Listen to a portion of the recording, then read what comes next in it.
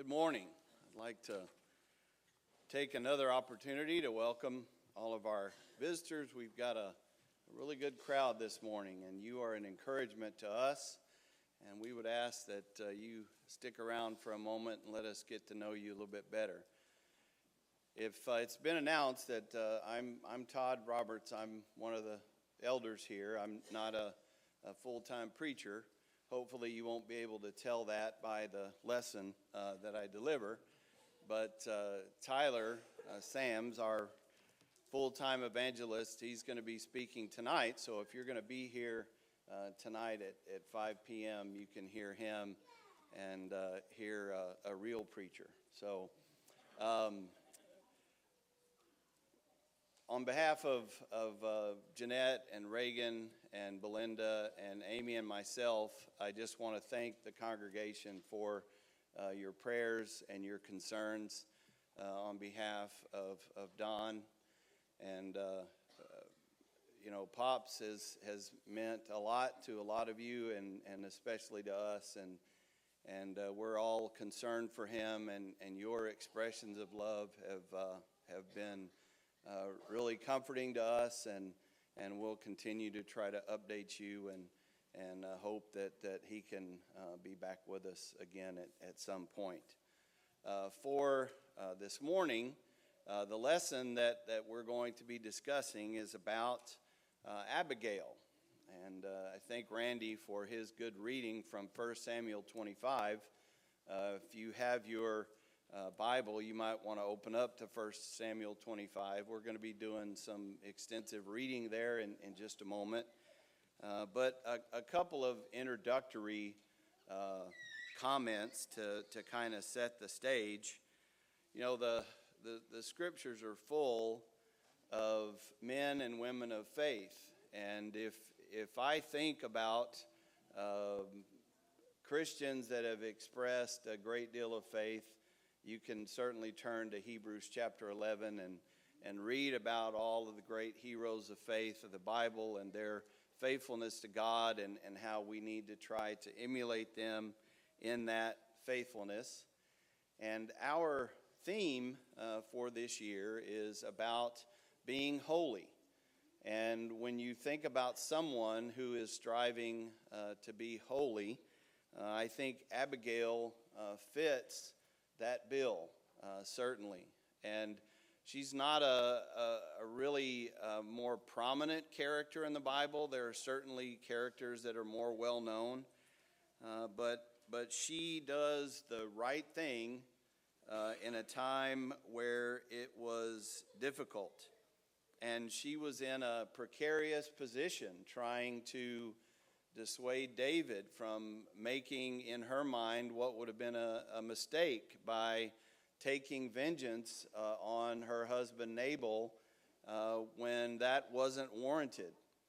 And so, David was the anointed king. He, in her statement that she makes to him, she recognizes that and she wants him to do the things that he knows to be right, and his impulse to take out his vengeance on Nabal, she saw that as a danger. And to persuade an anointed king takes a lot of courage, and so we need to remember that. She shows intelligence and humility and courage and grace and discernment. And discernment is not something that we discuss all that often, but being able to read a situation and maybe see things that other people miss is what I think of when I think of a person who has that ability of discernment. So let's read and set some background for our lesson. 1 Samuel 25, and I'll begin with verse 1.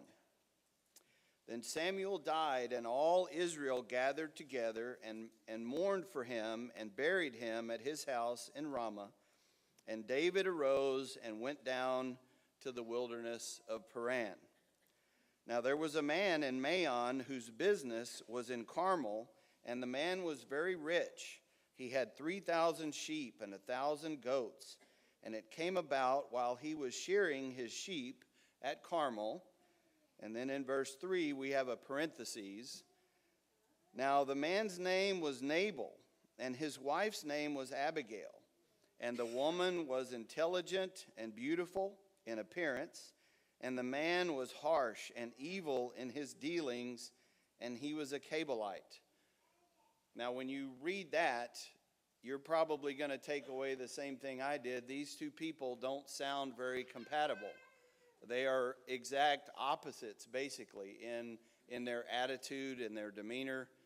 We don't know if Nabal is ugly or not, but we know that Abigail is beautiful in appearance, and her attitude also reflects a certain beauty.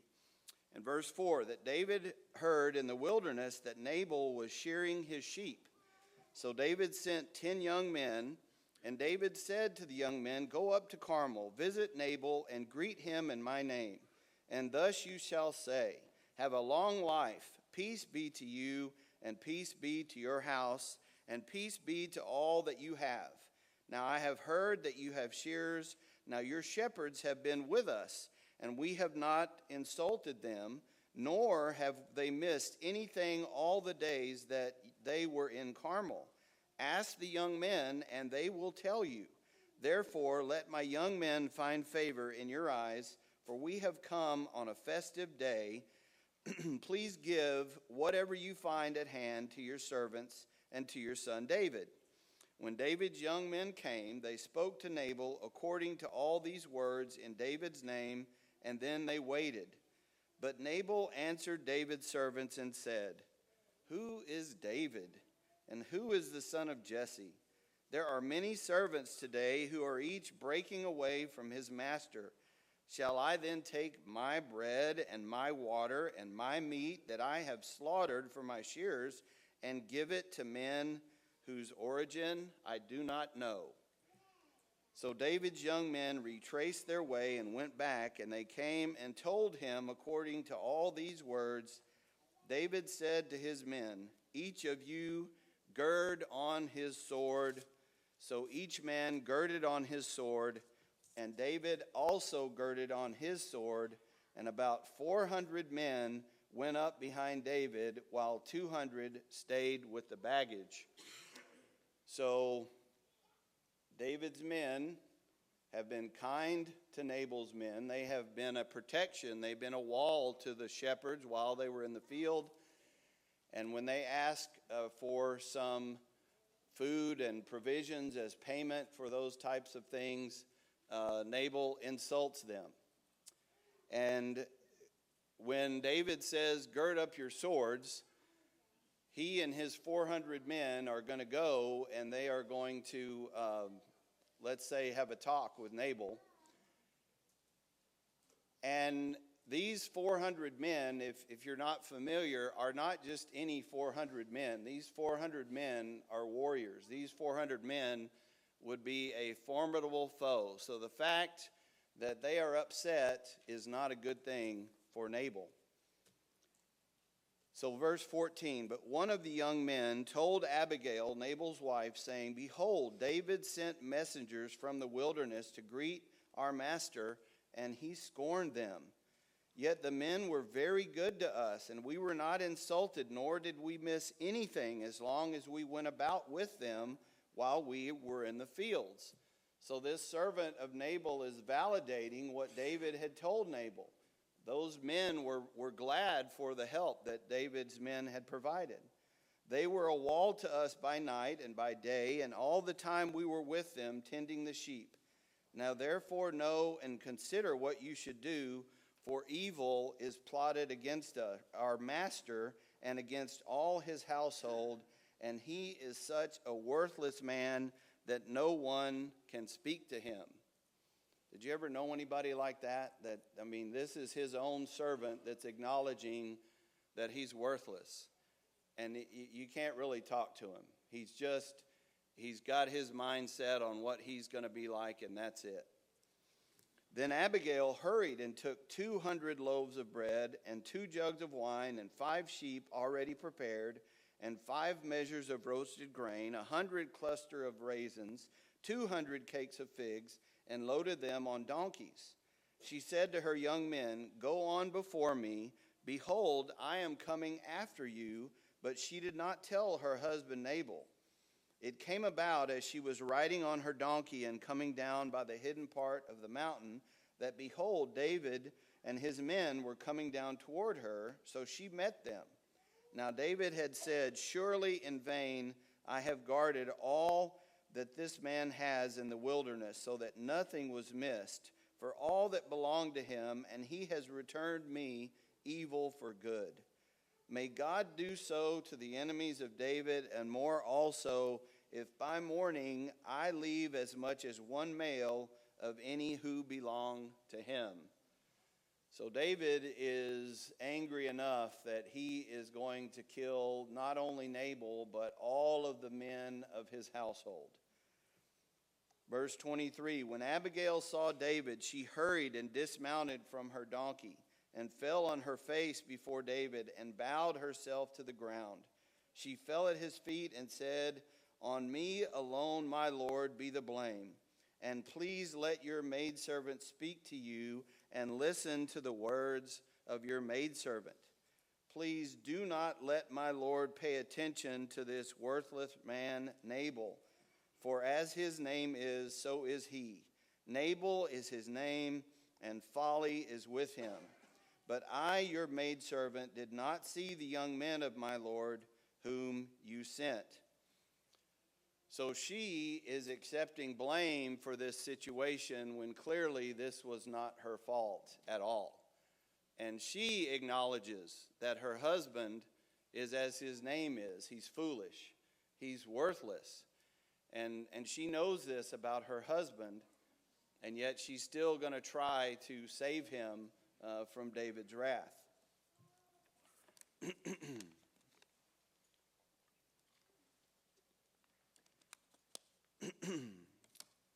So 25, please do not let my Lord pay attention to this worthless well, I already read 25. 26, now therefore, my Lord, as the Lord lives, and as your soul lives, since the Lord has restrained you from shedding blood, and from avenging yourself by your own hand, now then let your enemies and those who seek evil against my Lord be as Nabal.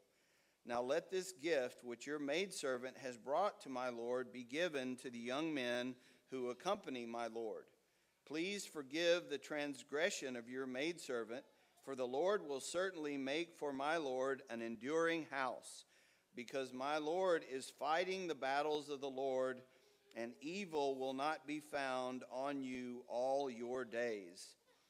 Should anyone rise up to pursue you and seek your life, then the life of my Lord shall be bound in the bundle of the living with the Lord your God. But the lives of your enemies he will sling out as from a hollow of a sling.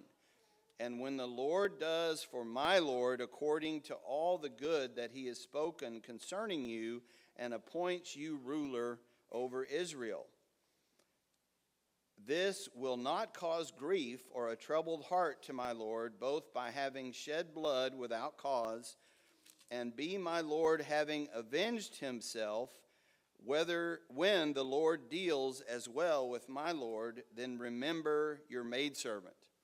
So she acknowledges, she knows that David has been appointed by God. He was anointed by Samuel. He is going to be the king. And she is trying to express to him that shedding blood without cause is not going to be good for him. Not only does she know it's certainly not going to be good for her husband, but it's not going to be good for David either. And then David said to Abigail, "Blessed be the Lord God of Israel, who sent you this day to meet me. And blessed be your discernment, and blessed be you who have kept me this day from bloodshed and from avenging myself by my own hand. Nevertheless, as the Lord God of Israel lives, unless you had restrained me from harming you, unless you had come quickly to meet me, surely there would not have been left to Nabal until the morning light as much as one male. So David received from her hand what she had brought him, and said to her, "Go up to your house in peace. See, I have listened to you and have granted your request." Then Abigail came to Nabal, and behold, he was holding a feast in his house, like the feast of a king. And Nabal's heart was merry within him, for he was very drunk. So she did not tell him anything at all until the morning light. But in the morning, when the wine had gone out of Nabal, his wife told him these things, and his heart died within him, so he became as a stone. And about 10 days later, the Lord struck Nabal, and he died. When David heard that Nabal was dead, he said, "Blessed be the Lord, who has pleaded the cause of my reproach from the hand of Nabal, and has kept back his servant from evil. The Lord has also returned the evil doing of Nabal on his own head." Then David sent a proposal to Abigail to take her as his wife. When the servants of David came to Abigail at Carmel, they spoke to her, saying, "David has sent us to you to take you as his wife." She arose and bowed with her face to the ground and said, "Behold, your maidservant is a maid to wash the feet of my Lord's servants." Then Abigail quickly arose and rode on a donkey with her 5 maidens who attended her, and she followed the messengers of David and became his wife. So, realize that was a little bit of a lengthy reading, but I think that it was important that we get the sense of what's going on. And so, although David has been anointed king, Saul is still reigning. And in fact, I like the way one commentator put it, that David's face is appearing on the walls of all the post offices in the nation as he is at the top of Saul's most wanted list. So David, the reason he is wandering around in the wilderness in the first place is that he and his men are fugitives from Saul. And Saul has been seeking his life.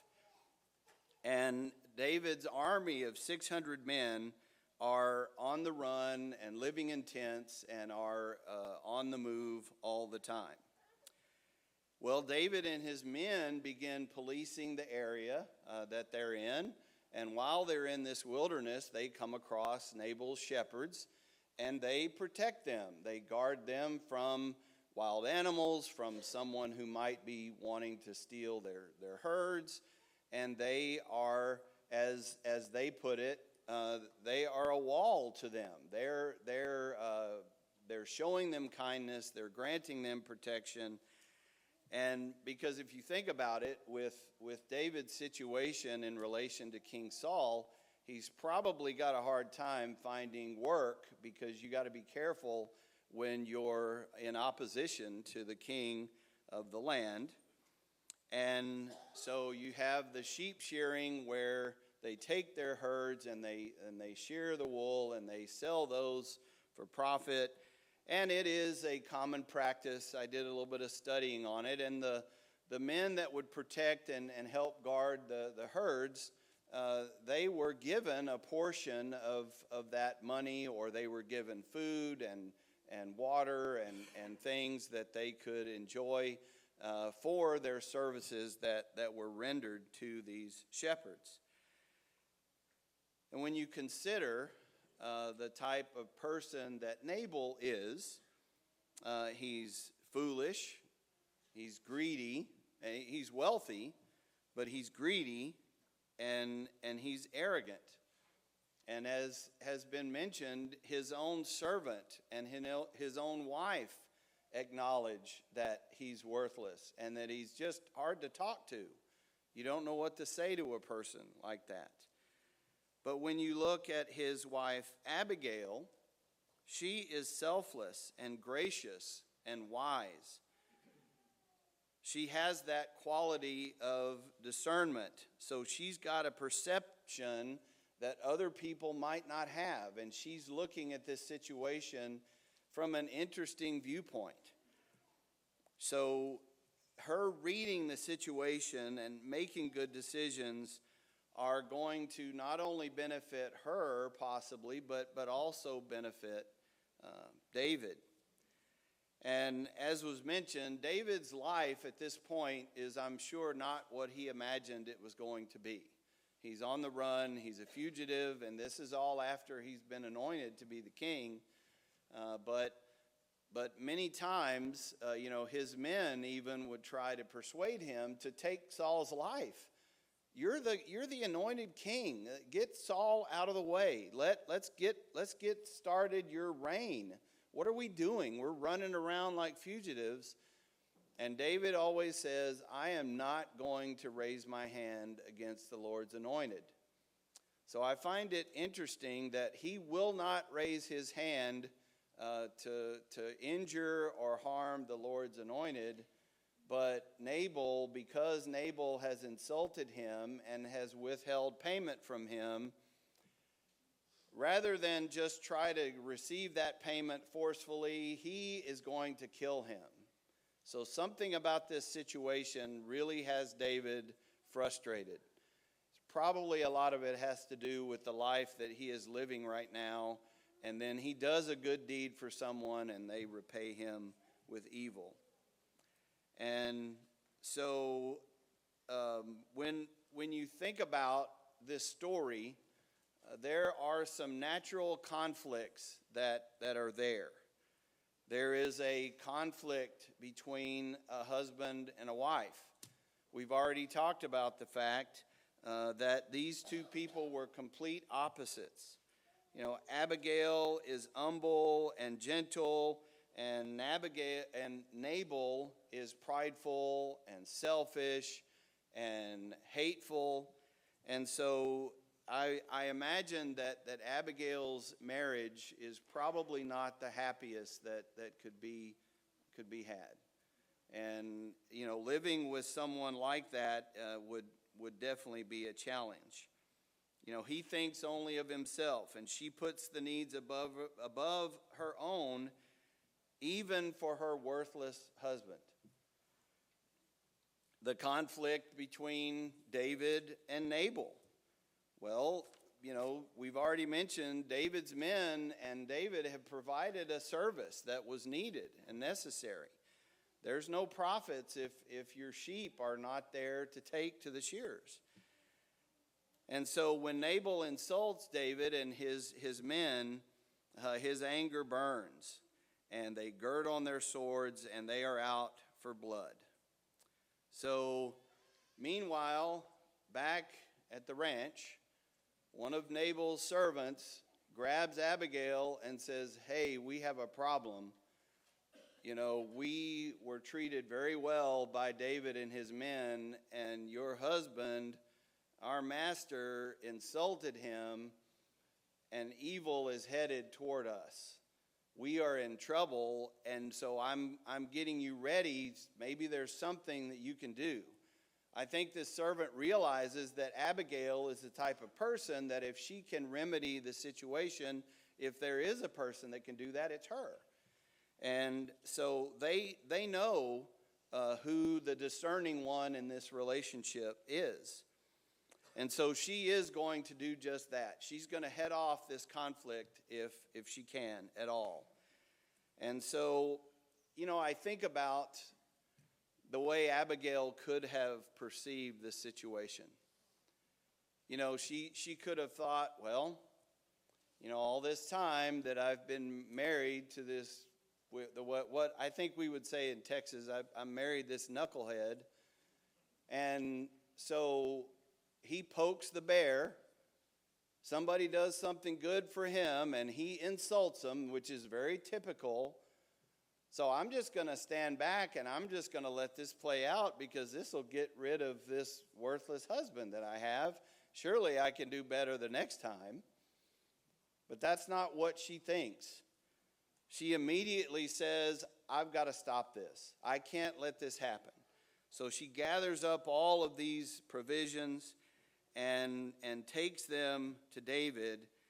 And she is also considering what this would do for David. if David sheds innocent blood, that's going to be one more reason that Saul actually has to go after David, because he's killing someone that it wasn't in a battle, it wasn't a war.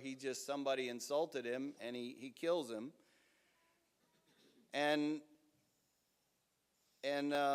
So Abigail decides that diplomacy and tact is the best way to handle this. And so when she's talking to David,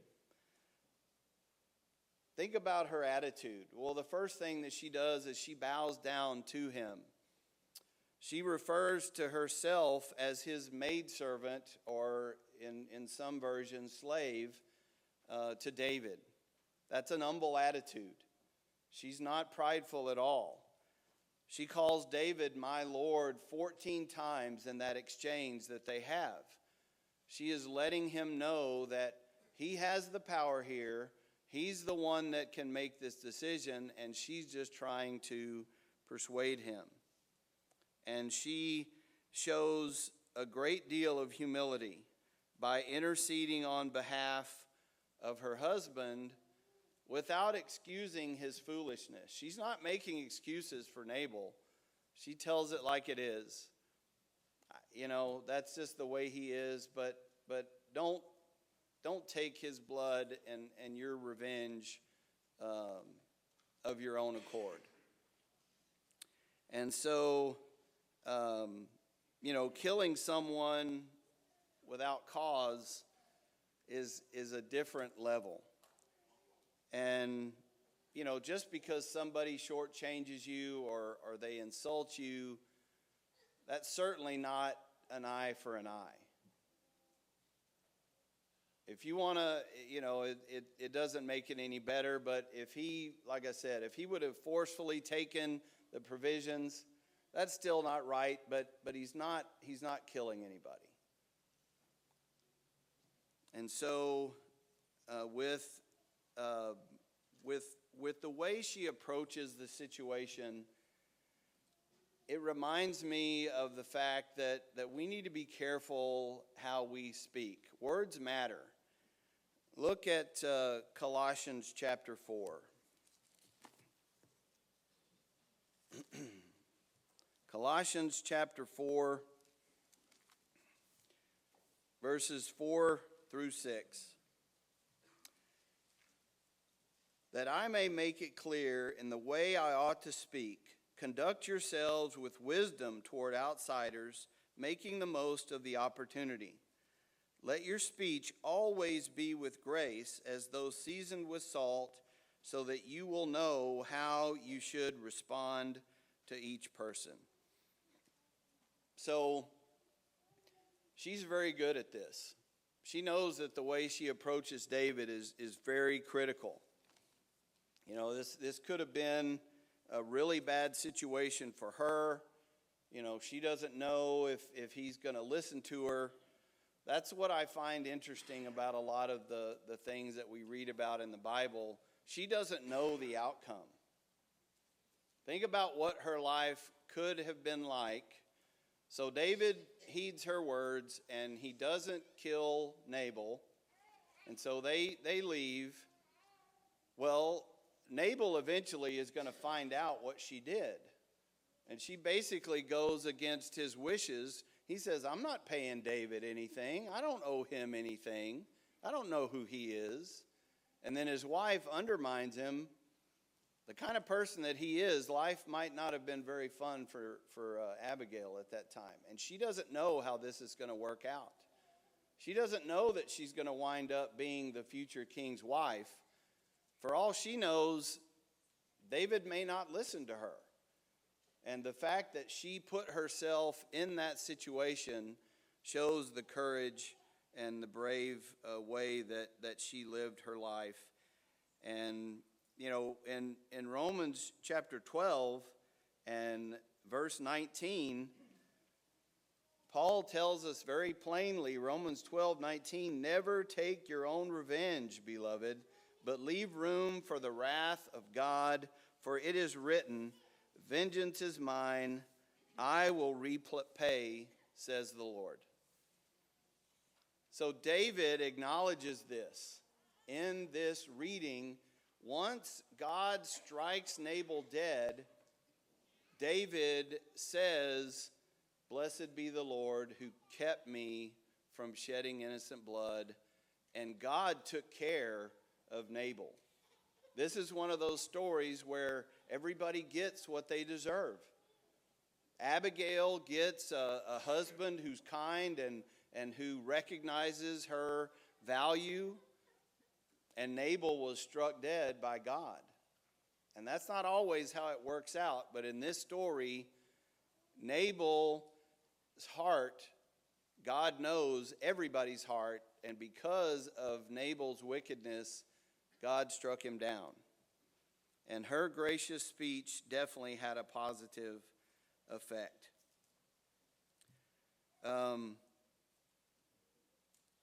So by David letting God handle the situation, let's take a look at some takeaways, some applications for us. Doing the right thing when it's not easy. You know, I think if of times in my life where I had to have a difficult conversation with someone, and I'm not proud to say that sometimes I just avoided the conversation. And that's not the right way to handle that situation. When a difficult conversation needs to be had, you need to have it. And Abigail might have been afraid. She might have second-guessed herself, but she did what she thought was right. And she prevented David from shedding innocent blood. And if she doesn't have the courage to do that, and David carries out his execution of Nabal and all of his men, I wonder how that would have worked out for David. I wonder when the guilt would start to eat at him as the guilt with some of his other sins did. Being an elder has taught me even more humility than I thought I had before. It's daunting sometimes to face a Christian who is struggling, who's lost their way. And it's an humbling thing to try to persuade them to come back. And, you know, I hope that moving forward, that even when it's a real challenge, even when it's a conversation that I really do not look forward to, if it's necessary, I need to have the courage to do that. Patience. I think about the patience that Abigail must have had to put up with Nabal all the years that they were married. You know, it's one thing, back in that time, Abigail probably didn't have any say in who she married. I'm certain that if it were like today where you meet someone and you think, oh, that's a wonderful person, and you start dating and then you get married, she was probably forced into this marriage, but her patience kept her going, and her positive attitude in a bad situation. You know, sometimes you feel sorry for yourself. At least I do. And I don't want to do that. You know, God has given us all that we need and more. And so we need to have an attitude like Abigail had. We need to look at, hey, how can we prevent bad things from happening, even if it's a scary situation?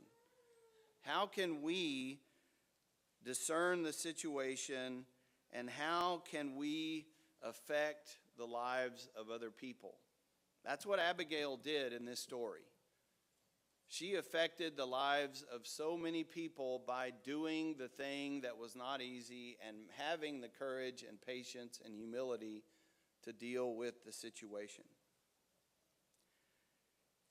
You know, we've spent a lot of time talking about what it means to be holy. And we certainly can't achieve that on our own. You know, God tells us, be ye holy, for I am holy. And when we set ourselves on the path to be obedient to God, we benefit from His holiness. His holiness stands us up to where we can approach Him. And because of what Jesus did for us, we have an opportunity to have our sins forgiven, because He took our sins to the cross. The humility of Jesus was emulated by Abigail, and I want to emulate that myself. So for today, if you haven't taken on the Lord in baptism, today is a great day to do that. There's no need to wait. You never know when you're not going to have the opportunity. If you're already a baptized believer and you need help, you're struggling with something, you need prayers, today is a great day to make that happen too. We'd be happy to pray for you. If you have any need, please come forward as we stand and as we sing.